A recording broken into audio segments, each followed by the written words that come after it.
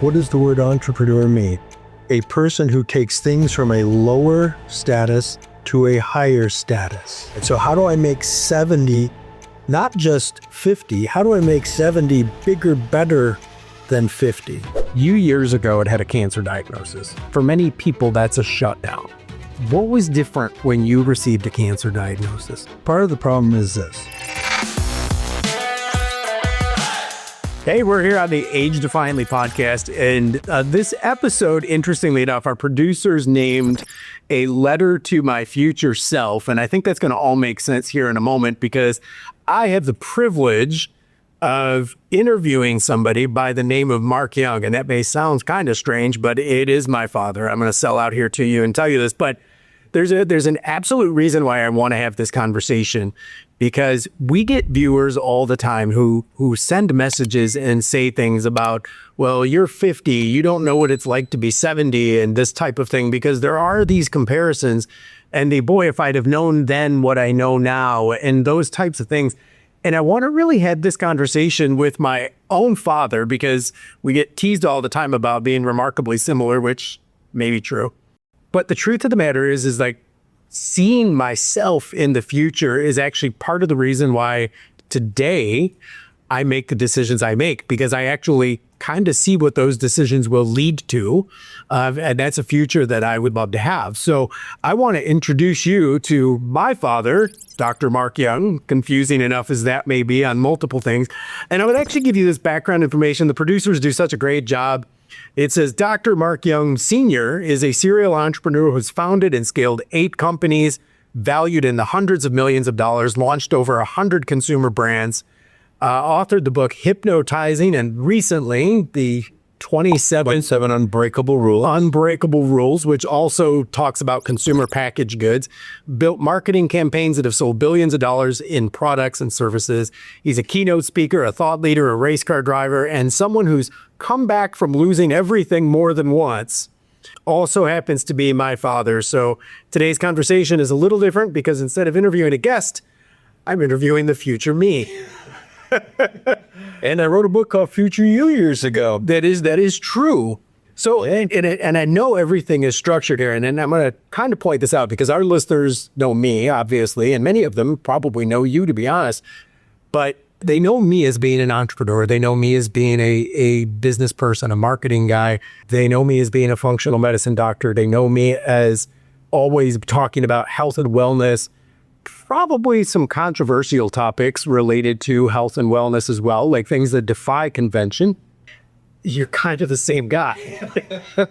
It's a little weird, the similarities that are passed here, but there's a definite nature-nurture argument that could be made in a situation. There's both, but exactly. But so I want to kind of go in this direction because obviously you're a businessman. You've led successful companies for years, continue to do so.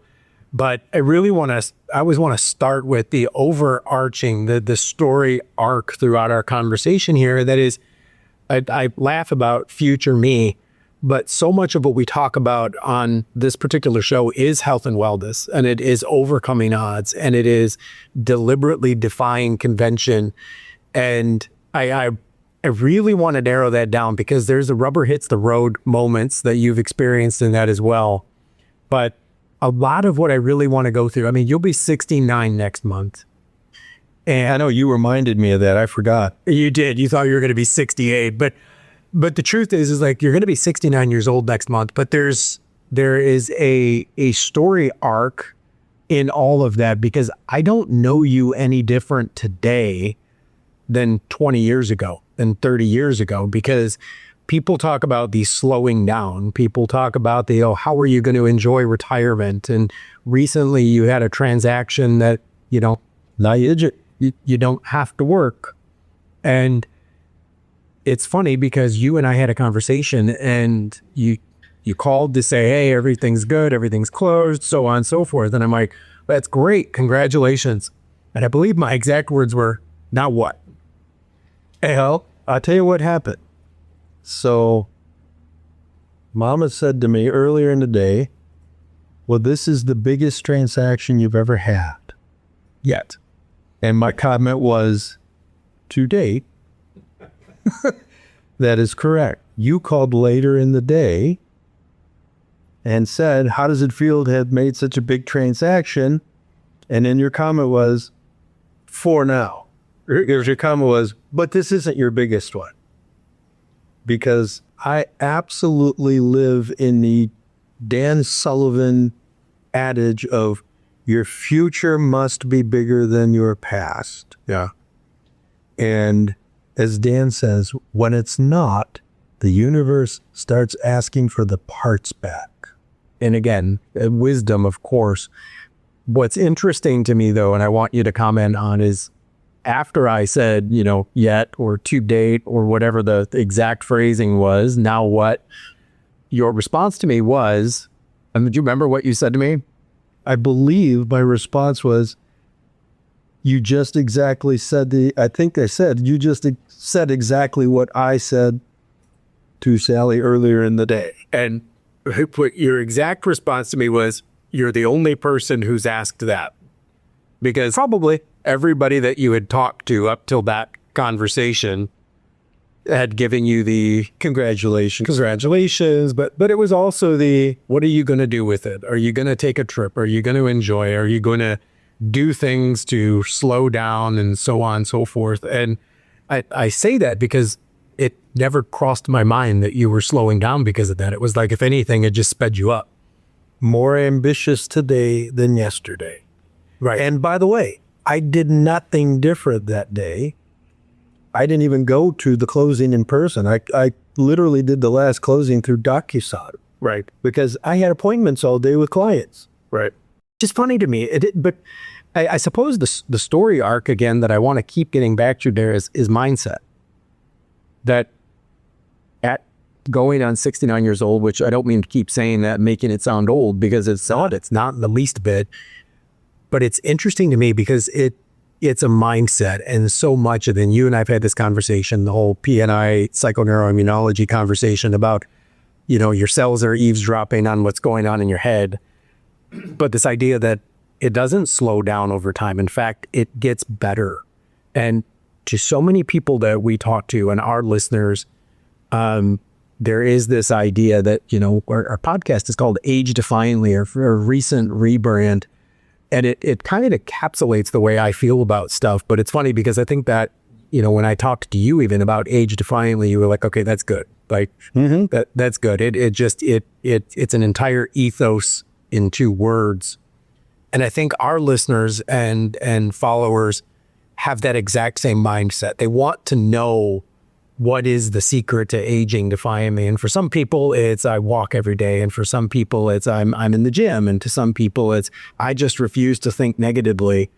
But I want you to just comment on that mindset of what that means. Because again, it's obviously overflowed into my life.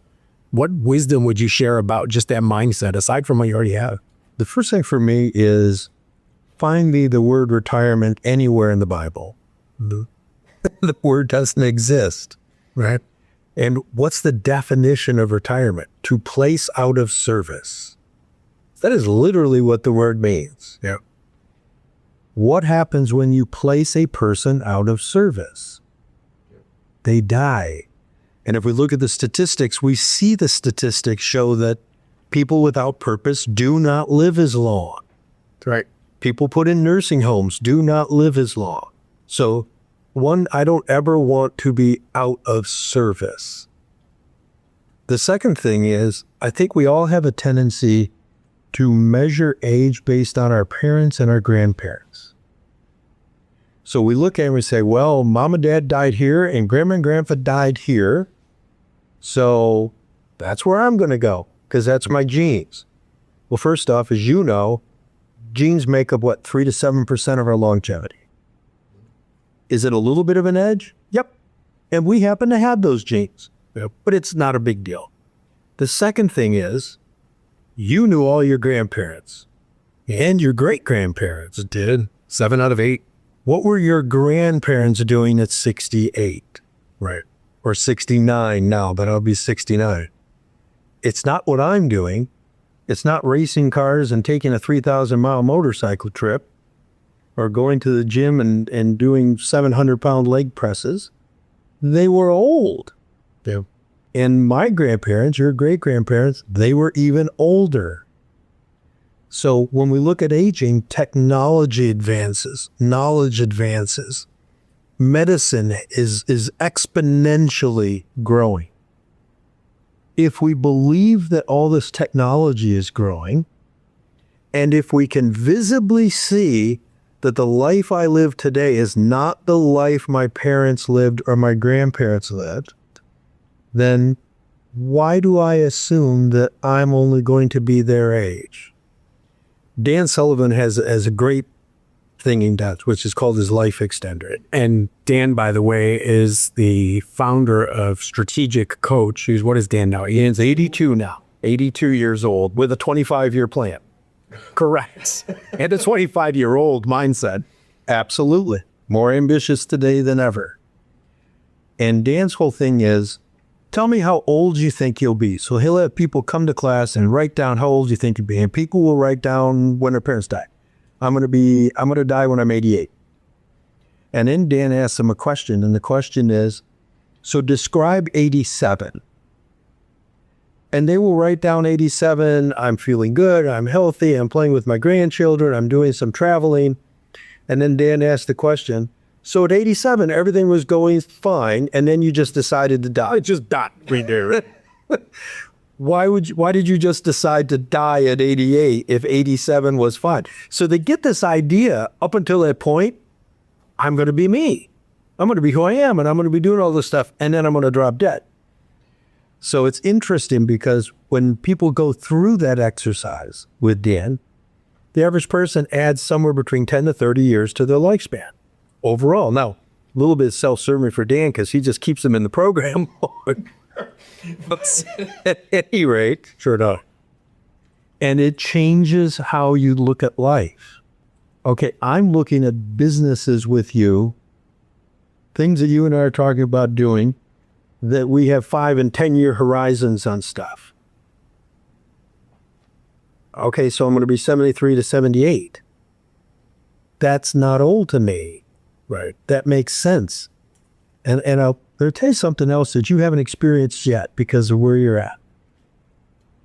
My contemporaries, not my friends, but my contemporaries. And when I say contemporaries, in-laws, sister-in-law, brother-in-law, my own sister, people I went to school with, cousins, those type of people. So the people you've known your whole life, they are all in this retirement mode. Right. Some of them, they've retired for years. Some of them recently retired. But it's all, we're going to travel, we're going to play with the grandkids, and so on and so forth. You find that you find one, you have to make younger friends. So you either need to continuously make younger friends or have friends that are on your path, like a Dan Sullivan, and you find that now when you spend time with those friends or relatives, they're the old people in your life that you go to care for and spend time with. Yeah, we've talked about that quite a bit. And this idea of looking into the future as not being, an expiration date. And one of the things I want to comment on there is, you're talking 5-10 year plans. I'm like, well, yeah, you being in your 70s. Why is that weird? Like, that doesn't seem old at all. But I want to juxtapose that to, and I'm going to use my mother as an example.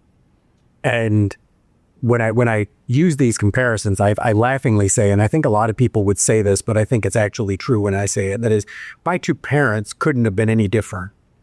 Two ends of a continuum, for sure. Yeah, I mean, just very different because you refuse to age. But my mother's mother, my maternal grandmother, died at 52. I remember. And at 52 years old, she just suddenly died of a aortic and a heart attack. So my mother had this mindset. You talk about dying the age of your parents. And I remember my mother's 40th birthday when, she was talking about how she was already over the hill and there wasn't much runway left. And when she turned 52, her mindset was every day she had past 52 was bonus time. Yeah, she had reached her expiration date. Right. Like she was just in. So every morning was a surprise. And after 52. Yes. And that's the crazy part to me, because my mother, when she died, she actually died right before her 63rd birthday. And at 63, in her mind, that was 10 more years than she expected. And it's so weird when I think about it, because I think about it, I think we all do this, and you use the example of where were your parents at that age and so on. And when I think back of being 50, I'm like, okay, so where were my parents at 50? Where were my grandparents when they were 50? Right, and for you, where my parents at 50 is a really mixed bag. Well, it's correct. Like at 50 years old, you had my sister at home, like she was just in elementary school. And at 50 years old, my mother was practically, kissing a graveyard because she figured there was no point in doing anything big because the end was near. And your mom raced into age. She did. And her husband was 25 years older than her. So she lived a life that was far beyond her chronological years anyways. But that being said, the truth of the matter is that it just goes to show such a mindset shift. It's like you talk about Dan Sullivan's exercise about getting people to life extension. And I've done that same exercise with Dan's group. And the idea that if you said you were going to live to 80, then every decision you make right now is adding up in your head to getting to 80. And that can be everything from my health decisions to my relationship decisions to my financial decisions. If I only need enough money to make it to 80, then I only plan my finances to 80. Look, God forbid you go to 90. And longevity is changing for some of the really good financial planners with the successful entrepreneurs. And we tend to find it's the entrepreneurial set who really look at extraordinary life extension more than the working class or even the executive class. Yes. And I think part of it is because as entrepreneurs, we're always doing things that people told us couldn't be done. So we live our entire life with people saying, you're nuts.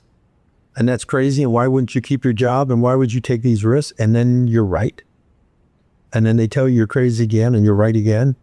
So eventually, I don't think I'm going to listen to these people very much.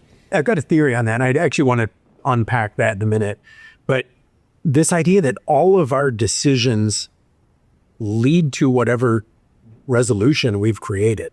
Like we create the end and then reverse engineer our lives in some ways. Well, I anticipate living to somewhere around 120. And I have a reason for 120. My reason for 120 is one, it's the Hayflick barrier.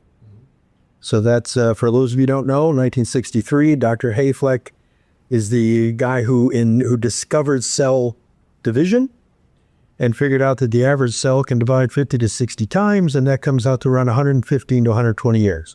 So that's programmed death. Now, why don't we make it to 120? Because we kill ourselves. Right. Environmental decisions and so on. But then we jump to the Bible and we go to Genesis 6:3. My spirit shall not strive with man forever, but his days shall be numbered 120 years. So I look at them like, okay, so it took science 6,000 years to validate Genesis, to prove, to back up what was in the Bible 6,000 years earlier. So 120, and the oldest living person that we have recorded right now is 117 years roughly, a French woman who took up smoking at 95, by the way, which I thought was hysterical. It's amazing. Why not? I've never smoked in my life, and I've decided, well, why not? I'm 95 and still live to be 117. But if we do the things we need to do, then 100 to 120 shouldn't be unreasonable. But here's what I've discovered. I've discovered if I tell somebody, would you like to be 100, they usually say no. Right. Because they automatically program that in. 4 years in a nursing home. Yeah. Then when I say, would you like to be 100 if at 100 you felt like a 50-year-old? Then they always say, oh, hell yes, I would do that. And that's where my thinking is. My thinking is, I want to be a 40-year-old or a 50-year-old when I'm 100. Right. Well, I've got all of it at 50. I have all of my health metrics baselined against a 30-year-old physiology. It's what I do. I base on the 25, same thing. And let me ask you this question. What at 69, what do you see that I can't do that I did at 50? Nothing, because I mean, I laughingly say that I have no concept of age simply because I haven't watched you age. And as crazy as that is, like there's nothing at 69 years old that I could attribute and say is anything different. I cannot think of any physical or mental limitation that I have on me right now. No, and again, not to say that that won't ever happen, but the reality is we talk about the reality is we talk about that mindset shift though, and it's there is no plan to decline. And I think too many people have this idea that the plan, and whether they realize it or not, they say they don't have one, but that there is obviously a dialogue that's taking place in the labs or head, telling them what ought to be happening at this age or not happening at this age. Like when I get an ache or a pain or something at the gym that doesn't feel the way that I like it to, or something along those lines, like to me, it doesn't go into acceptance. It immediately goes into, okay, that's a problem. Now I need to solve the problem. What is the fix to what I just experienced? And I think that you function much the same way. Like, okay, here's a problem. Let's science experiment. Everything is a science experiment and a challenge. So I'm using that and pivoting over to what you were talking about with entrepreneurs always being crazy, because I speak a lot on the topic of entrepreneurship, marketing, as well as health and wellness. And for a long time, that seemed to be a disconnect for me, that those two topics just seemed to not live together. And yet, over and over and over, anytime I've dealt with a client in a marketing situation that was referring to a health-related product, entrepreneurs become the target market for early adopters. Absolutely. And the reason is because entrepreneurs tend, just behaviorally, to approach health like it's gamified, the same way that they approach business. What does the word entrepreneur mean? The word's been around for a long time. It is a French word. It was first used in conversation in France. And the definition was a person who takes things from a lower status to a higher status. So when we think about our mental makeup, it isn't how do we deal with the decline? Right. It is how do we take this to a higher level? How do you create the ascension? Right. So how do I make 70, not just 50, how do I make 70 bigger, better than 50? Exactly. And a mentor of mine years ago used to always talk about some people have 10 years experience and some people have 8 at 5. Some people have 1 year experience 10 times. Mm-hmm. And I tend to think that the people who are making things bigger and making things better than they were when they found them are the people who actually have 10 years experience and aren't just living Groundhog's Day year after year. But that entrepreneurial makeup amongst our listenership, amongst, any type of demographic, tends to be such a dialed in crowd, particularly the overlap of entrepreneurship and I'll use the word biohacking is total. The intersection of that Venn diagram, and I love Venn diagrams. I do. I love Venn diagrams, especially if they're on a yellow school bus. The overlap of those two circles is so profound, and I think so much of it is because entrepreneurs are problem solvers. That's how we make our living. Yeah, they find a friction and then they invent a way to create it. They're not people, and I say this all the time. I get clients who come to us and they found a solution and now they're out hunting for the people who have a problem. I'm like, well, no, you're better gamble in becoming an entrepreneur is to go find a problem, because if you can find the problem and solve it, attracting the people with the problem isn't the problem. No, that's what an entrepreneur is. And you have to understand there's a difference, there's a difference between an entrepreneur and self-employed. Correct. So I can have a barber shop, I can have a plumbing shop, I can have a law practice. That doesn't make me an entrepreneur. That means I own my job. Yeah. Nothing wrong with that. Entrepreneurs are all entrepreneurs are people who have a secret. And the secret is I know how to do something better than anyone else. I know something that everybody else doesn't know. I know that I have a skill or I have a product that is better than anything else out there. And that's my secret. And I believe it. I get it. I mean, they've got a mojo about them. I don't know that I would say all entrepreneurs have a secret. I think entrepreneurs by their nature believe that they have something that's better than everything. There's something special about me. Right. There's something special about what I have. Well, I mean, I know a lot of entrepreneurs who've done very well for themselves who would say that they've been nothing special, but they happen to be able to identify friction points and solve them. They have been special. There may be some humility or even some false humility. Yeah, potentially. I can see that. But the idea that I'm getting to is like when it comes to health-related items, when you see entrepreneurs or what I frequently refer to as intrapreneurs, right? They're people who didn't come up with anything, but they're able to go into a system and make broken things better because they know how to build from the inside, if not from the ground up. The 1 to 10s, not the 0 to 1s, have just as much relevance in that conversation as well. But health is so much the same thing. And I want to loop that back. You years ago had a cancer diagnosis. And for many people, that's a shutdown. That is immediately it's done. I need to do this. I'm going to have to do, and it's like immediately and recently, and it's probably going to be out by the time of this. And it's interesting to me because Dr. Naisha Winters, you've heard me talk about Naisha, dear friend, and we just finished a co-authored book called Stories of Hope. And the Stories of Hope, Naisha's entire practice is built on functional oncology. It's treating the body as a whole organism rather than treating cancer as an invader. And I love the way she approaches things. And we've co-authored this book, which is just autobiographical stories of people who have faced cancer head on and still at the other side of it. But I listen to all of the words and I'm curious because story after story, 25 stories exist in this book, and every single one of them start with terror. Mine didn't. It's why I want you to comment on this because, again, theirs all had great outcomes because obviously we're still interviewing them for this. So they've had their moment, they had their crisis, they made it to the other side, and now they're living to tell about it. What was different when you received a cancer diagnosis? Okay, so the first part, I remember when he told me, and the first thing that my brain did went to, oh crap. All right. Not busy enough. I need to fix this now. That's where my head went. I need to fix this now. So for me, it was, what are all the options? Who's telling me the truth? Who's lying to me?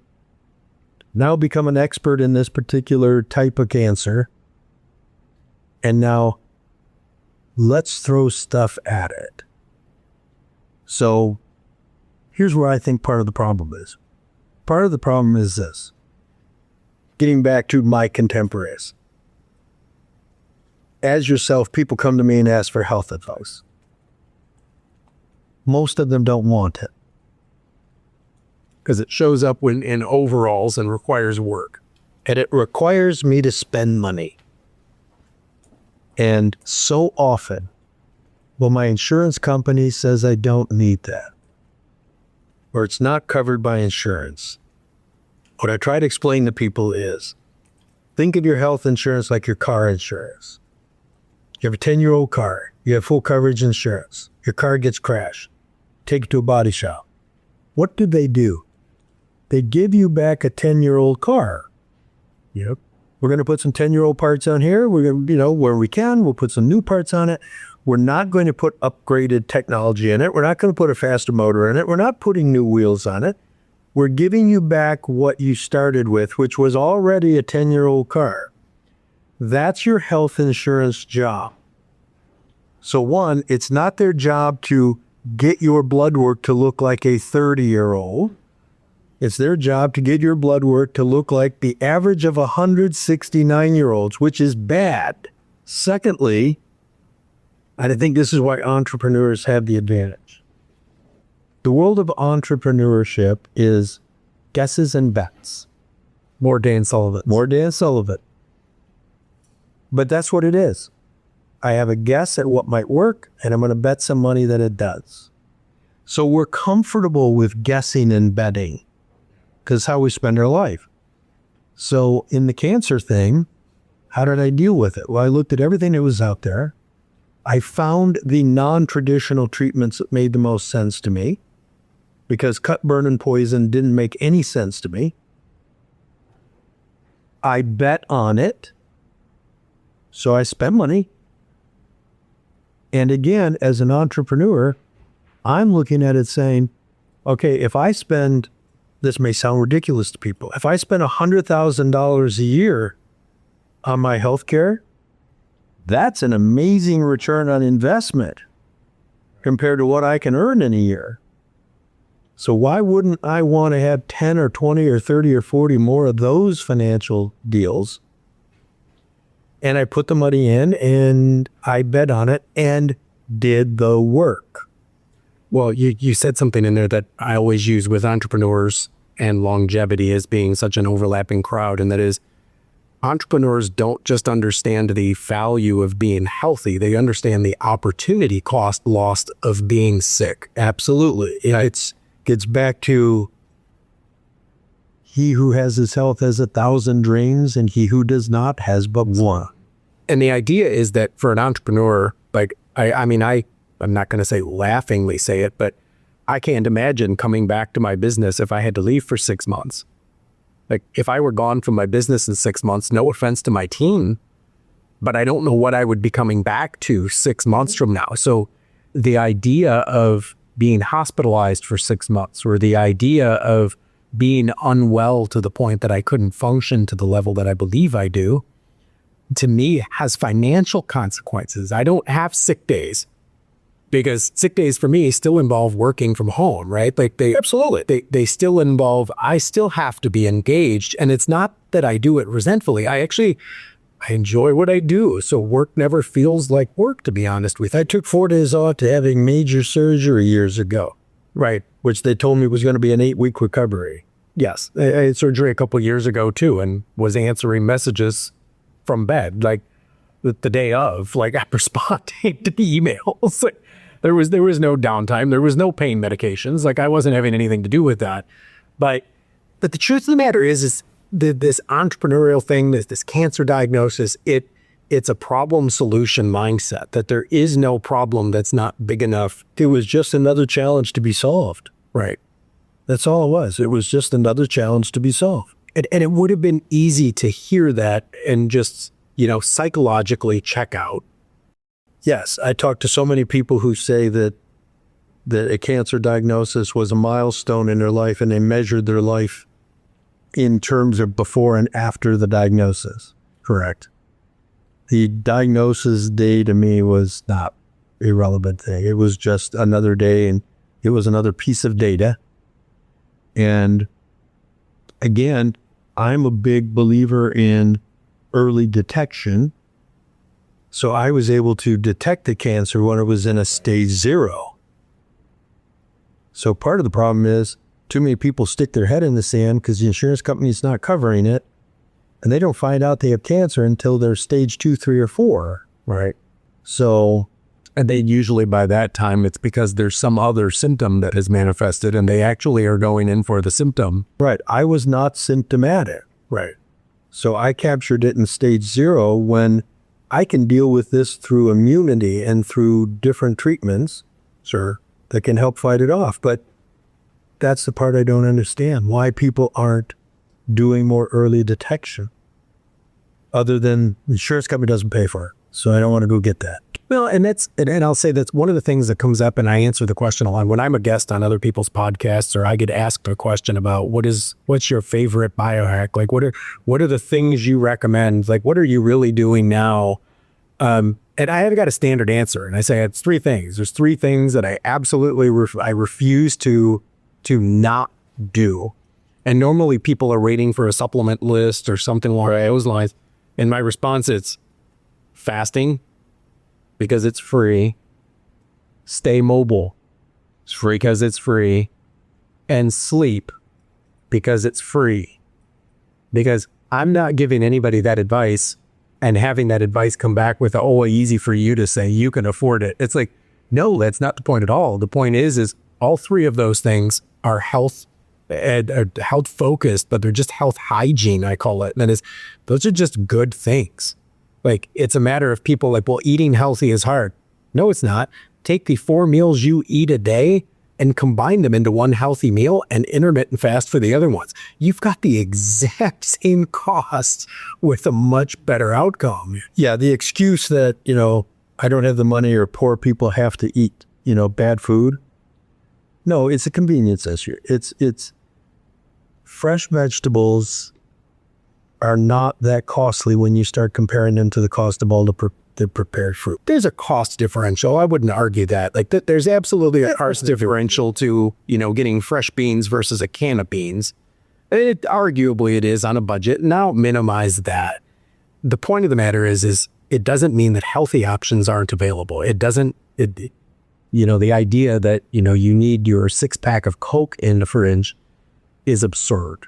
And I think a lot of that is sloppy. I think a lot of that is people just have been trained in a way that didn't feel weird. But nevertheless, like I said, like my three answers are always, all of these things are free. Like, anybody can do those three things. But when it comes down to just regular maintenance, I want you to give us an idea of some of the things that you do, which I know is over the top. I've shared a lot of my own protocols on here. Yours, I know, are even more over the top in many ways than even mine are. And I'm kind of out there.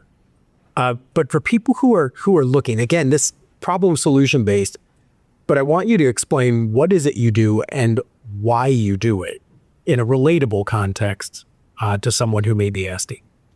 Because let me rephrase that. I don't want it to come across like you're this unicorn and no one can reach what you do. Yeah, because that's not true.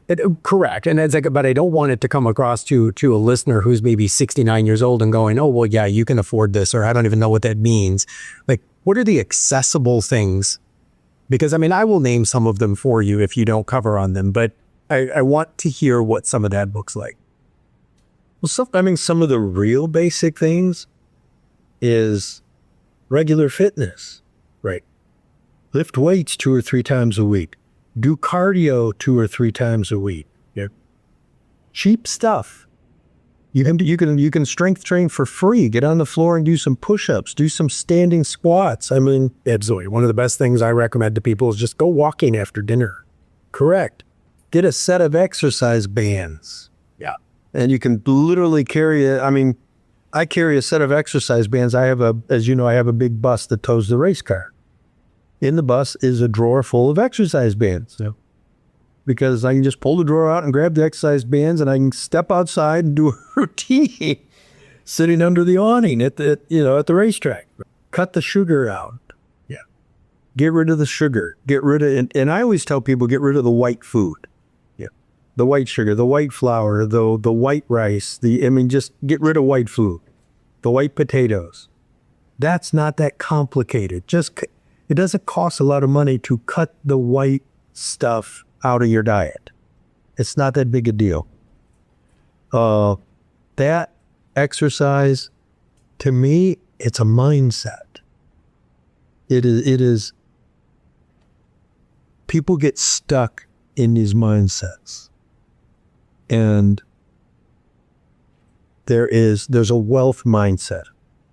How many times have you met people who have a poor mind? Yes. I have never been poor in my life. I've been broke several times in my life. I've never been poor. And the difference is poor is hopeless. Poor means I don't have a way out. Broke means This is a temporary situation. That's a band balance. And you and I share something, and hopefully I had an influence on this for you. But when I look at things like health and some of the expensive things that I do, to me, it is far easier to go find more money than it is to sacrifice my health. Right.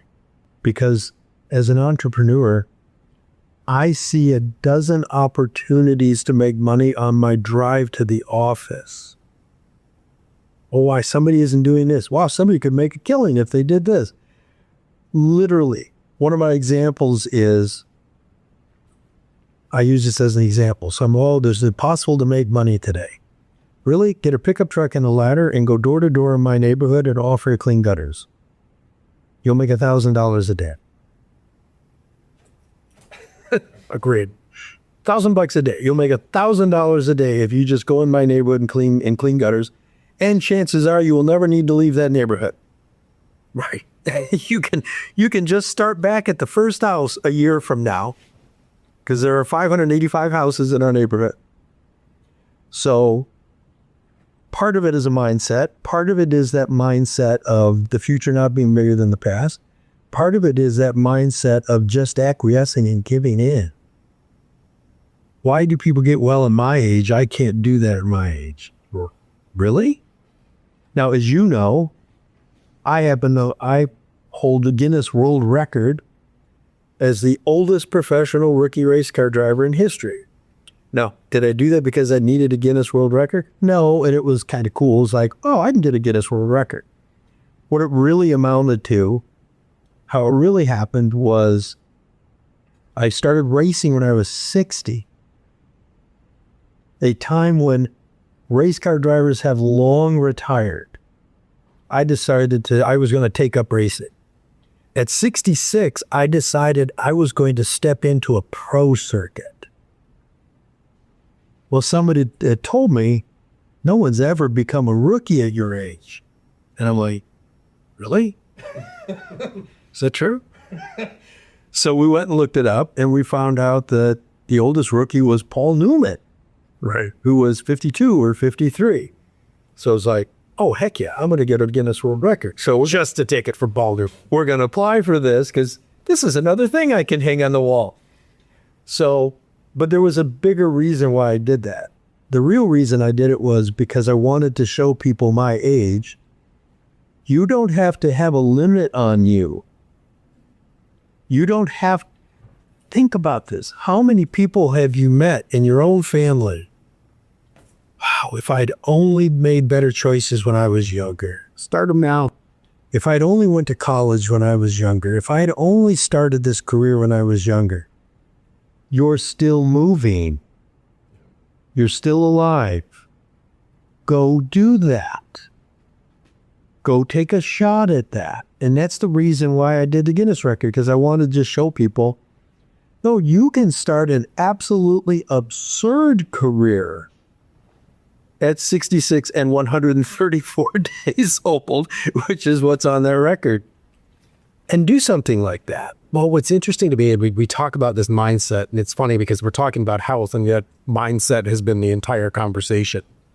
Because it all starts, so much of it just starts there. And this idea that you can't work your way out of something that you don't believe is possible. That the first step towards success is believing success is even possible. Psychoneuroimmunology. Mm-hmm. I'm sure you've talked to your listeners before about the Ellen Langer rewind study. Yeah. But I'll remind people that are new. Ellen Langer was a great researcher. She took a hotel and equipped a hotel to, at the time, I believe, to look like the year 1957. Somewhere around there. So all the furniture was changed, old black and white television sets, old radio sets, no photographs on the walls, or no mirrors on the walls, just photographs. She then brought in a group of elderly, immobile men.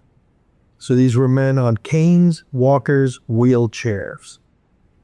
She put them in the hotel, and their instructions were they had to live as if it was 1957. So every year they got today's newspaper from 1957, magazines from 1957, radio shows from 1957, television shows from 1957 on black and white TVs. And she put photographs of them at their age, which was around 25 years old at the time, put photographs of them around the rooms of themselves younger. In only a week's time, these men gave up their walkers, their wheelchairs, and their canes. And actually had blood work that came back improved. Like literally within 7 days, their biomarkers changed. They saw reductions in C-reactive proteins, A was repeat, prescription use was dropped. And this was from a week. 1 week. So this is from a week of saying, I'm 25 years old. Okay, now imagine what you could do if every day you did that. What if every day you thought, I'm still whatever. Personally, health-wise, I feel like I'm 40, in my 40s someplace. Maybe 50, 40s, 50s, right in that realm. Well, that makes sense because I'm in my 30s. Exactly. And that's where my brain operates. That's just where it lives. Also, can you imagine how depressing it would be to think that the future's over? Well, and that I was actually going to pivot that. So recently, I'll say as recent as this weekend, spent time with a family member who has a fatalistic mindset. Mm-hmm. That everything is doom and gloom and you have to constantly be on guard.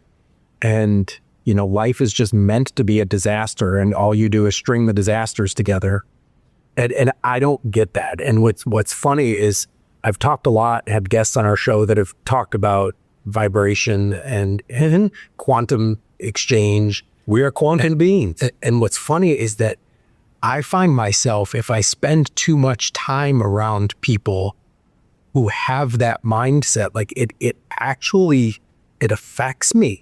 And that's not as an insult to anybody or to minimize anybody else. There as a lower vibrational, it really does. It's like, it does. Like, I don't even want to spend time around friends who don't have that. This is why you go visit your old friends and relatives. True. But I go visit them almost with a sympathetic note. It's like visiting your grandmother. Mm-hmm. And you have listened about how everything that was wrong. Yep. I'm checking in on you. I love you. Tell me what's going on with you. I'm going to spend some time with you. And now I have to get back to my reality. Right. Because you can't get in there. Because I find myself like, when I get into that space, like it affects me. It literally hurts when I get into that space and I'm like, I don't want to be here for any longer. Like I can only do so much time around that before it actually starts to affect me. I found myself yesterday night, I was exhausted, like physically exhausted. And what's interesting is you spent time with her plus Mom and I. Mm-hmm. We're the 70s. Right. She's in her 40s. And it was just different. And it's like she was the old person. True. Which is weird because I love her and it has nothing to do with that. The youngest person that did her was the youngest person there. Was the person who was already talking about how she's lived a full life. And I'm like, that's so weird to me. You're 5 years younger than me and have already checked out when it comes to what can be done with life because life is already over. And I think for our viewers, my takeaway to that is just 100%. It is mind over matter in so many situations, and it is surrounding yourself with like-minded people. It is always making sure that future is bigger than the past, right? It is always looking for what is the next hill to climb. And it's the old saying of you're the average of the 5 people you spend the most time with. Mm-hmm. Oh, I believe that. So take a look at those 5 people. Look at the high side, look at the low side. You're in the middle. And the truth is you should probably be lopping off the ones at the bottom. So, and again, don't want to be mean. That doesn't mean throw people away. Correct. That means curate who influences you. Well, it really becomes a structure of intentionality with that time. Right. And the funny thing is that I used a phrase last year towards the end in Q4. I made the comment about in 2026, I was going to work on relationship hygiene. And one of the phrases I said was when I go into 2026, because I'm a big freak about New Year's resolutions, that part of my 2026 was if I spent time with anybody, I want them to know it was intentional. That the people I spend my year with are going to be people that I want to spend my time with, and I will curate time with other people, but I'm not donating my time to 100 causes. They've got to be the things and the people that mean the most to me.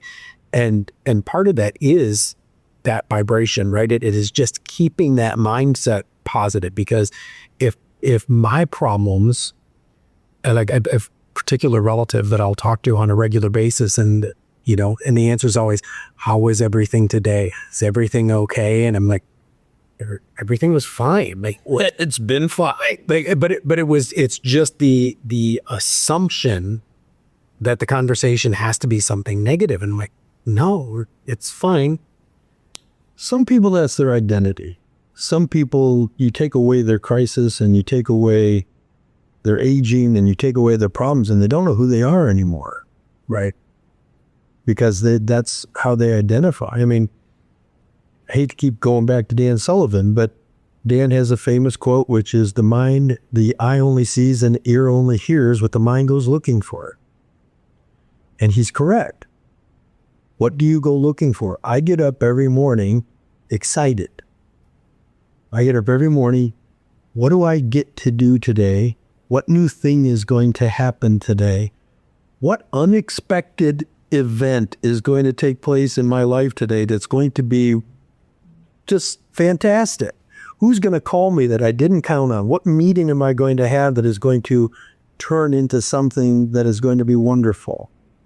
How am I going to bring value to people that I'm going to meet today and change somebody else's life?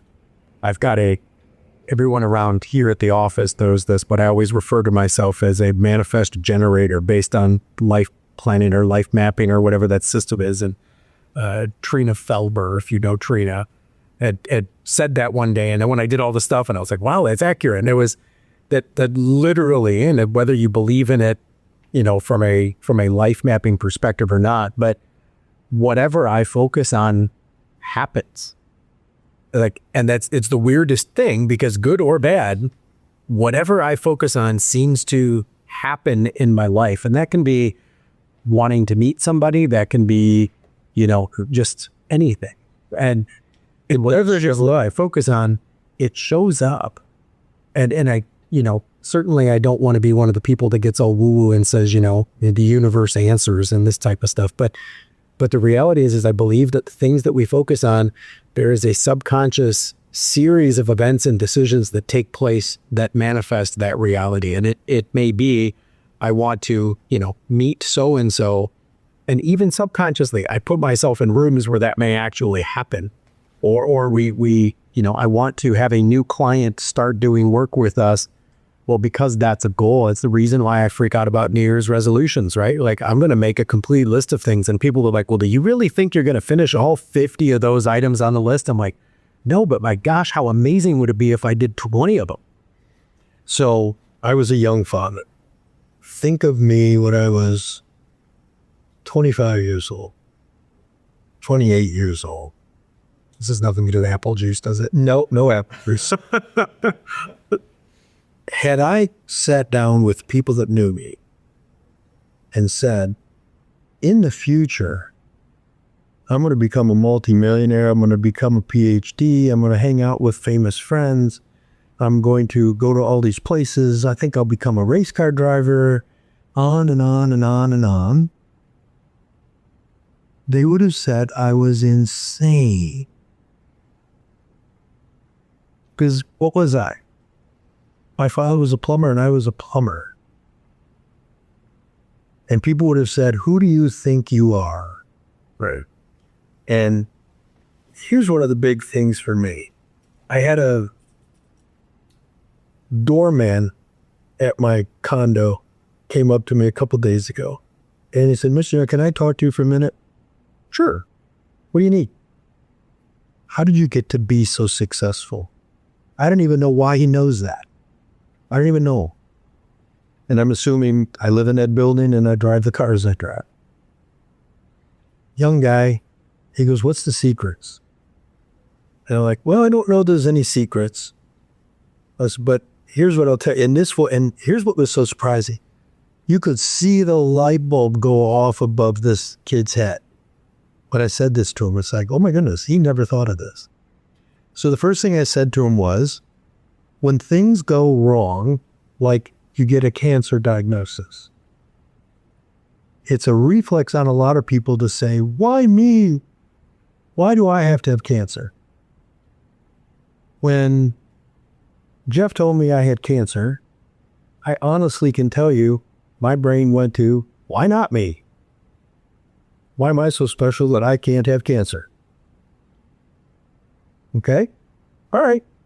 So first off, I'm not wallowing in self-pity, right? But the second thing is why me is so much more powerful than, why not me is so much more powerful than why me, is because why not me also means why not me become a race car driver at 60? Why not me become a millionaire? Why not me get a PhD? Why not me have famous friends? Why not me be able to travel where I want to go? Why not?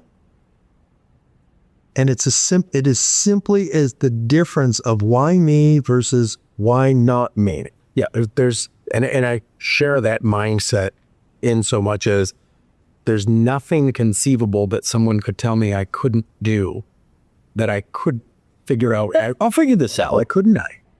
And not to be bragging on your podcast, you and I were gifted with great brains.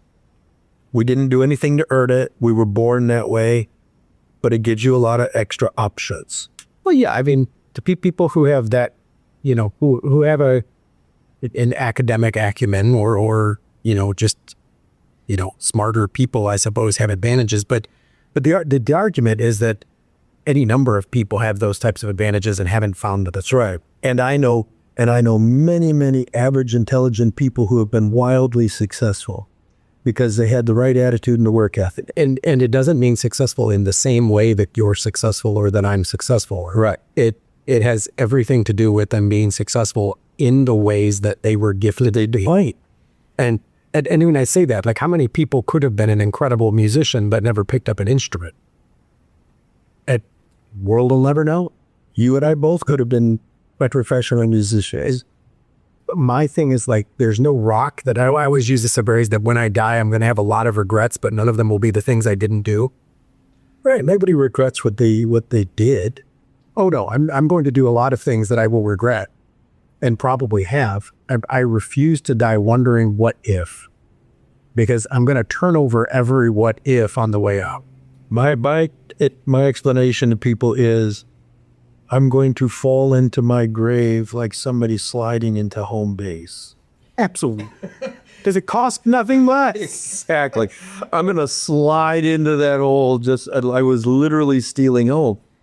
The other thing I told this kid when he asked me about being successful was, why not me versus why me? And I told him, you have to get up off the mat one more time and you get knocked out. Because life just deals you blows, devastating blows, day after day. You have to, for me, it's, okay, take the night, go ahead and have a pity party tonight, go eat some chocolate cake, go do whatever it is that makes you feel good about yourself and sad and all those things. And then tomorrow morning, you're going to do this all over again. I think you're stealing my pity party idea. That was always my thing. Like, if I had a bad night, you know what? Just leave me alone. Whatever happened today will be done tomorrow. It usually involved, I always said it was a pizza, a birthday cake, or a 6-pack of beer. Bumpy cake is mine. Mine is a birthday cake, a pizza, and I would always get like an Angry Orchard or something like that. Like, that's it. This is always going to happen. I was going to sit, be miserable, watch a movie. But tomorrow morning, I was going to get up fighting. And it doesn't matter how many times that I've taken some terrible blows. And you get back up and you do it again tomorrow without any kind of cessation. And I think that really becomes it. I love this. I love having this conversation. It's fun because there is a, I laughingly say that I've been gifted with a future me because we are very similar in that capacity. And you live a life that I'm enviable. Yeah, and I have the ability to, what would you tell your younger self if you could talk to him? You're taking my question away. And that was exactly it. Like if you had the option of doing that, and of course I have a sister very different from my sister. We're two totally different people. And you've got a unique ability to have a son who's very much like you. So, I mean, and I know stepmom is always making those comparisons and laughing at how scary it can be. What is the advice you give to a younger version of yourself, knowing that your life's not been a smooth ride either? What I would tell 50-year-old me, or me for the listener. Yeah, a couple things. One, invest heavily in your health and your conditioning right now. Because every year that you get older, that becomes a bigger effort. So it doesn't mean that you can't stay fit and you can't stay, functional. But every year the cost of doing it is going to go up. So the more you work on it, the younger you are, the more platform you have to build on.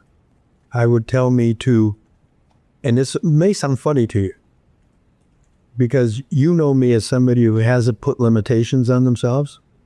I would say put way less limitations on yourself.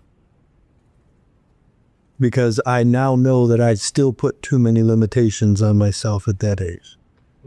There were still too many times that I didn't have enough confidence or didn't bet big enough on me. So that would probably be the advice. Don't put limitations. Just go do it. I mean, it sounds like a Nike ad, but just go do it. No, I love that. And I appreciate that. And to listeners, because our listenership is varied.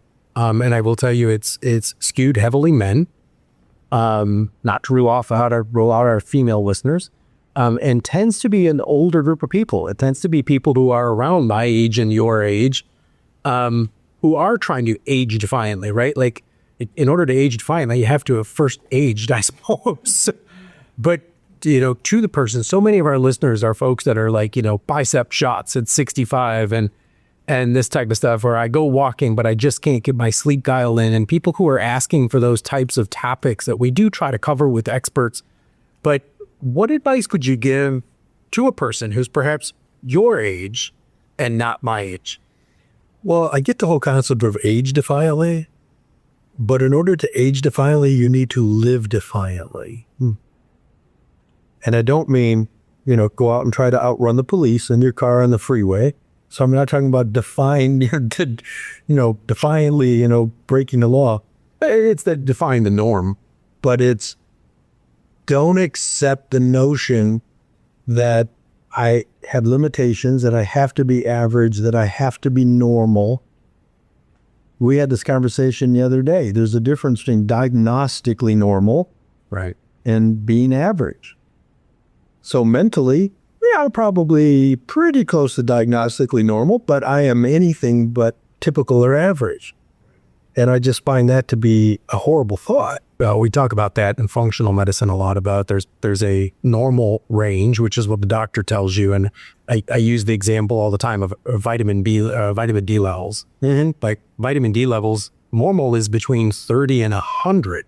Right, but above 34 means you're fine. Correct. So it's like, because you don't have rickets. The person living with a 35 vitamin D level versus the person with an 85 vitamin D level, while both are normal, are experiencing life very differently. Oh my goodness. And when we start talking about functional and optimal ranges in lab work, those are very different scores when you're compared against people at your age.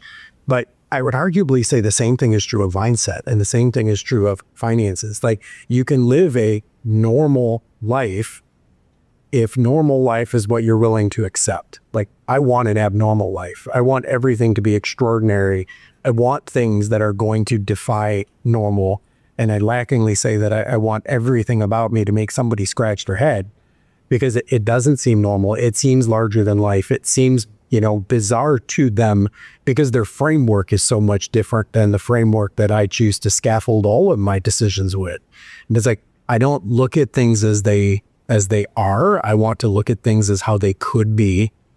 And then I'm going to take the could be and reverse engineer it into then what decisions do I need to be making today to make the could be a possibility in the future.